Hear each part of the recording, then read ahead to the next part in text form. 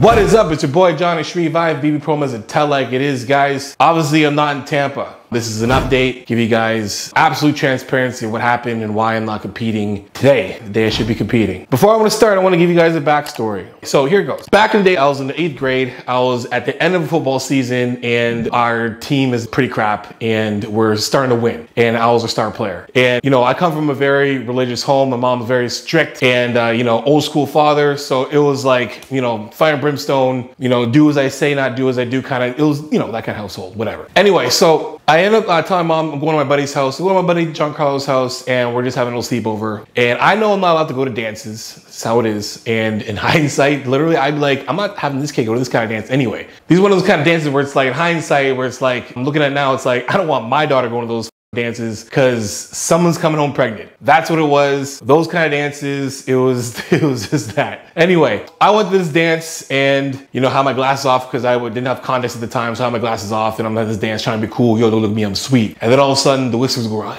Mr. Shreve's here, Mr. Shreve's here.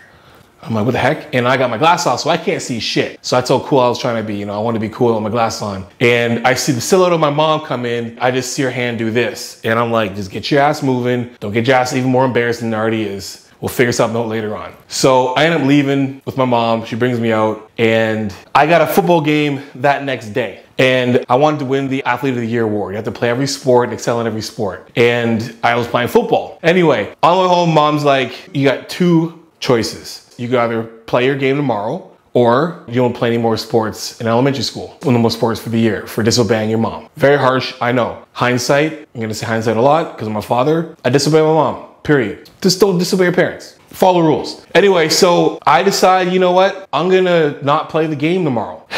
So my mom brings me to the game the next day and I end up getting out of the car and I start limping over. Just doing this kind of, you know, wonky bullshit limp and I'm walking over and half these kids are at the damn dance and half these kids saw my mom bring me out and all the kids who know my family, who knew my mom, knew that she was very strict. So they knew I was in trouble yesterday. So I'm limping up to this game and I'm like, yeah, I'm like, hey, what's going on, Shreve? It's like, yeah, man, you know, man, can't play y'all, man, like, hurt my ankle, y'all, man, it sucks, dude. Like, you guys can do this, man. You know, we got this, guys, we got this. And I can see the look in their faces. And I remember looking in their faces from this day. Still to this day, I remember them just looking at me like, that's some bullshit. We know you got in trouble. We know your ankle isn't hurt. And they didn't call me out because I was that guy on the team. And I was their best player. And, you know, they should have. And we ended up losing. We lost the game. And it was our opportunity. We could have went the first time championships and we didn't go. And that was the first time I quit. And that was the last time I quit.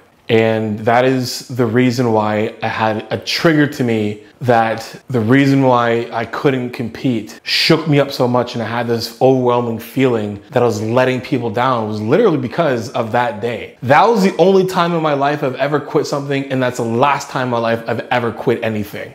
And I had a bunch of kids depending on me to be there. And I made it about me. I made it solely about what I wanted and not about the team wanted. I ended up tying first place for Athlete of the Year with my buddy Matt Ballmer. I got the award, but it was bittersweet because I tied with another kid and I let so many other kids down. So what happened on Monday? So Sunday night I throw up and I'm like, oh man, this sucks. Maybe it's because maybe I'm taking maybe some stims, maybe whatever. It'll pass over, no big deal. And next day I got an interview with Fuad. I'm gonna interview and I'm feeling okay. And I'm just feeling tired. I'm just feeling like, you know, the effects of prep being, you know, few days out. And, you know, after the interview's done, I puke again. And then I have diarrhea. And at that time, you know, I took Relax, what's it called? Restorelax. Restorelax kind of softens your stool a bit because my stool's been pretty hard and I've been kind of constipated a little bit anyway. So I just took a little Restorelax and I took that the day before because it takes about like, you know, 6 to 12 hours to kick in. And I had a little diarrhea. And, you know, I was like, well, maybe I'm just, you know, maybe that's it. And then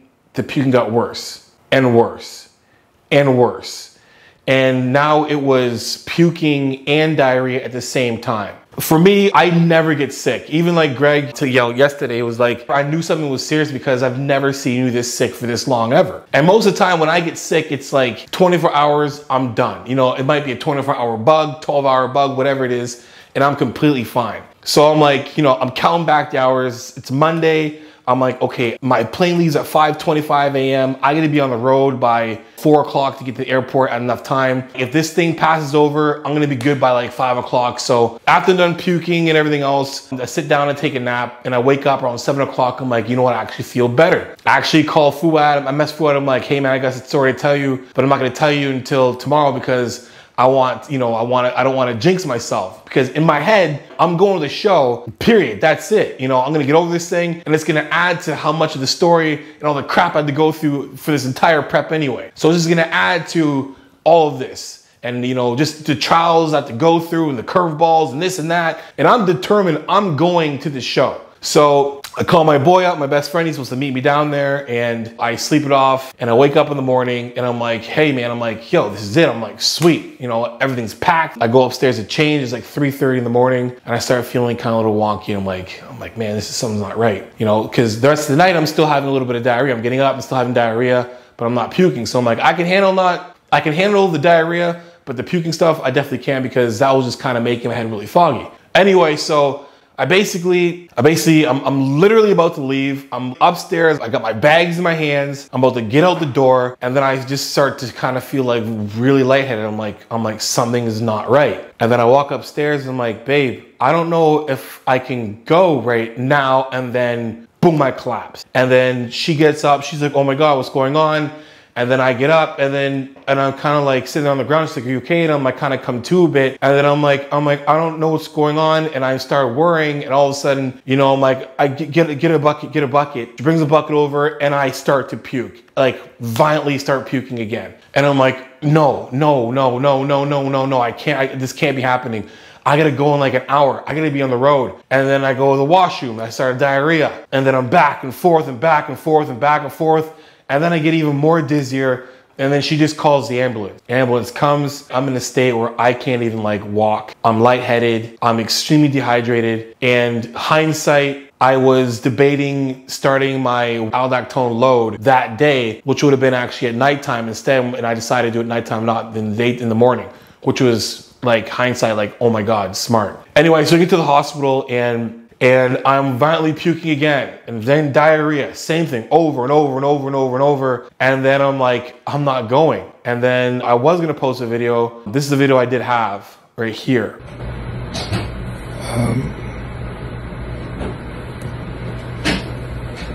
It breaks my heart. I won't be able to compete. I did everything I could to try to. They're running the tests on me right now. I had throwing up and diarrhea for the last 2 days. I'm trying to push past it, because I can't quit. And I feel like I let everyone down.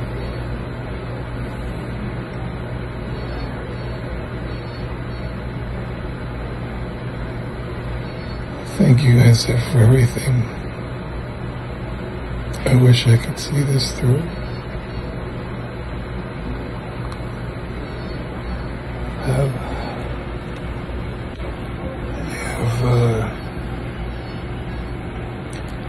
EKG thing hooked up, and then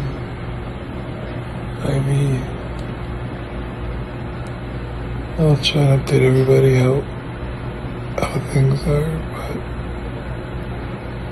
but I tried to leave this morning and I collapsed.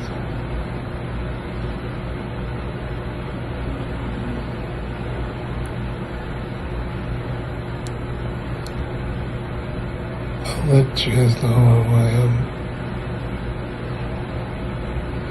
I'm not done yet.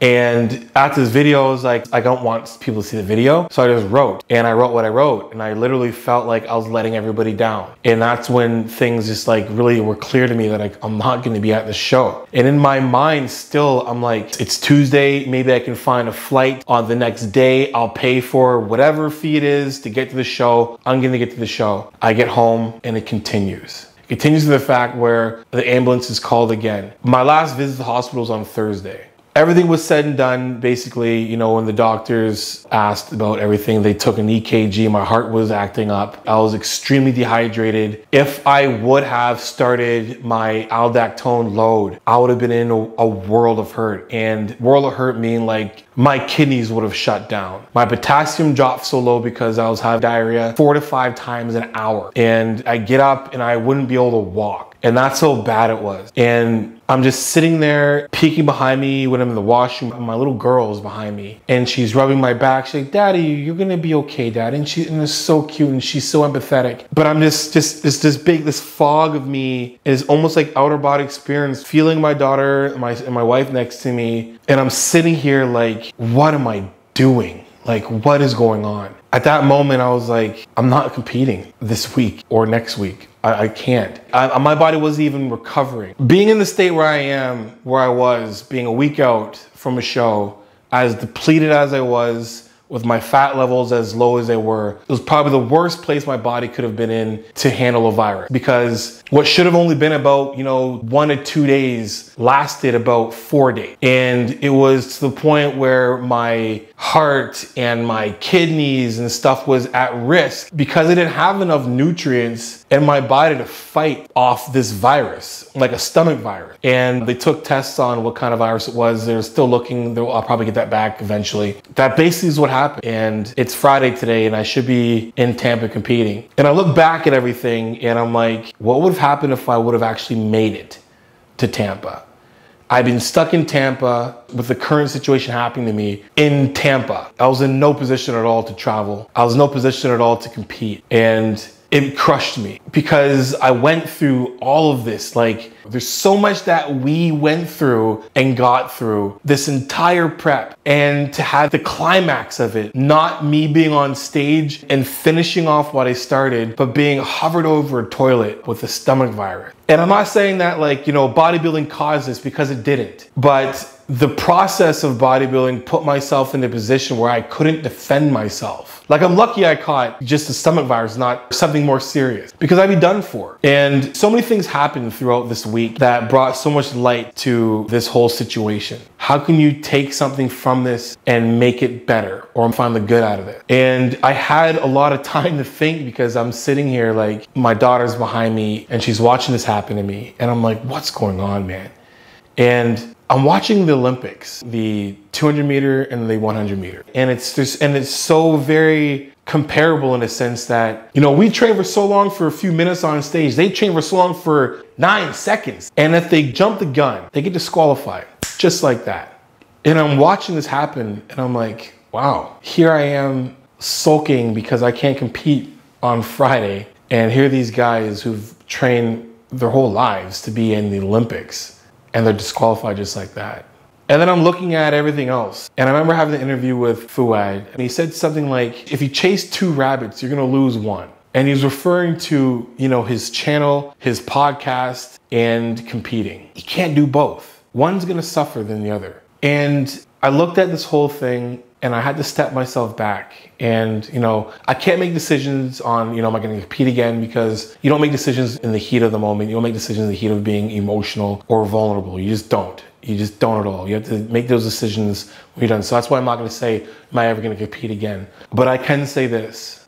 I've been a coach most of my life. I've been one of those players that have been very coachable and been able to coach. And when I look at things, I really enjoy coaching. And this channel allows me to coach. This channel allows me to do what I love to do, which is coach and motivate. Those are 2 of the biggest things I love doing that I know that I'm good at. And bodybuilding gives me the ability to chase this dream of being a professional athlete. And I made it. I became a professional athlete. And I followed this thing through. Yeah, I didn't make it to stage. I didn't make it. But I damn well know I would have done really good on stage. Everyone does. There's no ifs, ands, or buts about that. I'm confident enough to know that I would have done some damage on stage. But is that my true calling? Is it competitor, or is it to motivate and coach, direct, assist? There's so many people out there that are trying to chase their dreams within this realm of fitness, whether it's trying to be the best version of them they can be when it comes to their physique or whatever. Everything encompasses that, their health and fitness. Is it the best athlete they can be, whatever sport they're trying to do? Or is it the best bodybuilder they can be? All those things that I have the education and knowledge and experience to be able to help people out with. And I'm starting to see things a lot more clear. And sometimes it takes situations like this to show you, this is what you're supposed to be doing, Johnny. Like, my ebook's coming out in less than 2 weeks. I've been putting so much time and effort into that ebook. And competing has given me less energy and less time. When it comes to my coaching my athletes, I want to be able to give my all to everything that I do when it comes to what I offer, the experience that someone has with me. There's a difference between the things that you want to do in life, the things that you are meant to do in life. And sometimes the things that you want to do in life are overshadowing the things that you're really meant to do in life. The things you're meant to do in life are going to give you just as much as things that you want in life, but better. Does it break my heart that I can't compete? Yeah, 100%. 100% I wish I was competing today. I wish I was. If I didn't have the stomach virus, I'd be getting ready to jump on stage today, but I'm not. But there are other things that are happening that I'm excited about. I'll be in Toronto in 2 weeks with Will Tennyson. We're doing an awesome collaboration that's gonna be absolutely hilarious. We're doing a coaching up and another thing I'm not gonna tell you guys about yet until you guys see it, because it's gonna be hilarious. It's gonna be athletic. It's an athletic challenge. It'll be hilarious and fun. And then I'm gonna be traveling and I'm going to California and collabing down there. And then I'm gonna be at the Olympia for sure. And I'm gonna be collaborating with Fua when I go home and see my father and whatnot. So there's so much other things that I'm so excited to do with this channel, that this channel's been able to provide me with a platform to be able to spread positivity and knowledge and transparency. So I want to give you guys, a breakdown of everything that happened. I want to make sure you guys are clear on why I'm not competing and just let you guys know where this channel is going. I'm excited. I'm very excited. So again, guys, check it out. I got the ebook coming out, the Ultimate Push-Pull Legs Program. It's gonna have beginner, intermediate, and advanced push-pull legs in there, and the best, absolutely best way to hit all muscle groups 2 times a week in the best way, with examples. It'll have everything in there from cardio, stretching, mobility, core, little diet info in there. Everything you guys are gonna need. It is gonna be the absolute best push-pull legs ebook out there with video diaries. It's gonna be loaded, guys. I'm loading that thing up for you guys to actually take and make absolutely amazing gains. The website's getting redone. The merch will be coming out. Muscle Masochist and Iron Sharpens Iron shirts will be coming out. I'm collaborating with Fit Army. Those are coming out very soon. Just more content, guys. More coaching up, more rants, more training videos. Anyway, guys, thanks for sticking along, guys. Thank you for the support. Thank you guys for all the messages. Thank you for everything. Thank you for following me throughout this whole journey. Again, guys, I'm mad sorry that I couldn't finish this off, but I know you guys have been like, yo, man, you're not letting anybody down. I know, I get it. But for me, that's how I feel, because that's how I am. I'm a team guy.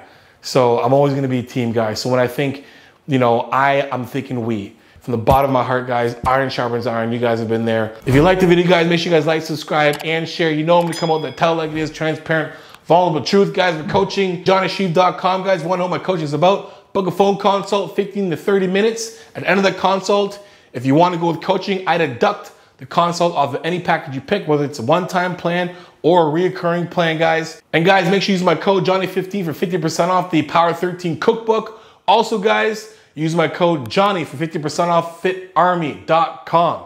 Guys, make sure you follow me on Instagram at _JonnyShreve_. Send me your progress pics, send me your updates, send me some of your training videos and training clips, training pics, whatever it is, guys. I'll reshare it for you. I'll repost it for you guys, because you know what it is. Iron sharpens iron, progressive overload your life. In the meantime, keep dream chasing. Peace.